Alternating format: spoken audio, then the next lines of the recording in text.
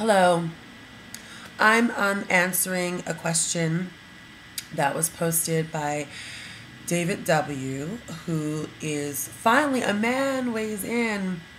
And he shared a story which was very interesting. And he said that the pressure on women was to be tall and thin, and for men it's to be buff with washboard abs. And I've been thinking a lot about how this blog so far has been sort of geared at women.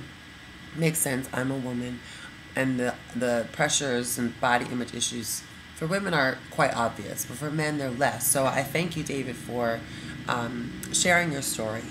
Um, the question he posted was, he lost a great deal of weight. I think it was like 900 pounds overall over the years, and went from a high of 270 down to 180. That's astounding. But he still feels not perfect and not fit enough to take his shirt off at the beach. Um, and then he asked what would I suggest, or do you have any tips with becoming more comfortable. Um, and it's a great story, and I think that a lot of people can relate to it, whether you lose a great deal of weight, or you get your teeth fixed, or you make an adjustment that really affects the way you physically are, and it translates to an external thing. Um, David, it's not easy because you spent X amount of years being overweight and feeling a certain way about that, and having people make you feel a certain way about that. And even if it takes 10 years to take off the weight, um, those feelings are imprinted on you. And we've sort of like, they become a part of our emotional DNA. And that's not something that's as easily shed as pounds.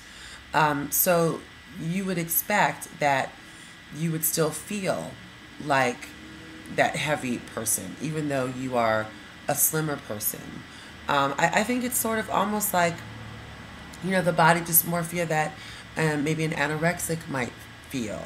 Like they see themselves as heavy, but they're actually really, really super thin. It's just you're not super, super thin, like dangerously thin, but you still have this body dysmorphia, like you still see yourself as a fat person. Um, that's going to take some time. But I do have an exercise. Perhaps you might try. I do this personally to level off my head, because sometimes it's our heads that jack us up. So in order to get out of my head and decide, make a clear distinction between what's my head and what's reality, I take stock of myself, and my size, my height, and as I go through my day, I try to take note of people who I think are similar in build to me. And then I notice how I feel about them. And oftentimes I feel like they look good or they're fine. I don't have a negative reaction to them, like, oh, they're so X or Y. And then I have to turn that around on myself and say, well, if you think that she's okay and you're the same size as her, why then aren't you okay? And it just kind of like puts it in perspective, and then it takes some time for you to go, yes, that is me.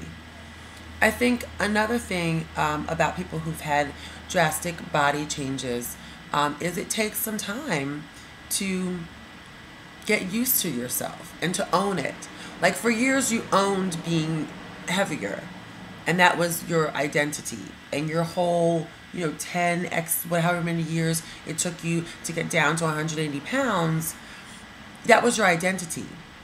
Well, now you might not have to struggle against that thing of weight, and like it's David's struggle to lose weight. That may be sort of over, and you have to find a new identity, and you have to figure out how to accept that now you are slimmer. And it sounds weird, you think it would be an easy thing, but we get so attached to actually who we are, and sometimes it becomes who we were.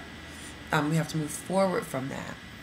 So accepting that, yes, you are a smaller version of yourself, and then appreciating the fact that A, you put in the work, B, that you now do look a certain way. And you know what? Take your shirt off at the beach. It won't be easy. I'm sure it won't be easy. Everybody has their things. Look around the beach. See who's covered up. See who you think looks great, but they're all like shrouded. See who's joyfully exposed and full bodied, and say, well, what makes me different from them? And it comes down to having compassion for yourself also, in a way that sometimes is very, very difficult, because we're so judgmental of ourselves and then externally of other people, that we really need to start. It's, you should start at home, but sometimes it's easier to be compassionate to other people and then figure out a way to turn it back on ourselves. So David, thank you for sharing your story. It was really important to me because it did show me that there are men that would be interested in this subject matter and this topic, and follow the blog and contribute, which I hope more will.